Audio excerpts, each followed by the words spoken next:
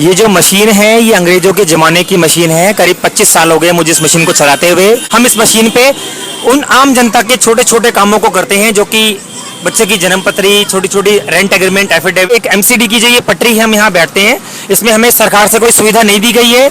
हमने यूनियन बनाने के लिए सरकार से कई बार अनुरोध किया, लेकिन हमारा अनुरोध ठुकरा दिया गया, जिससे कि हम लोग यहाँ पर अपने रिस्क पे बैठते हुए पब्लिक का काम करते हैं। हमें थोड़ा अच्छा लगता है कंप्यूटर से, क्योंकि हमें कंप्यूटर आता ही नहीं चलाना। हमें तो यही आता है बस।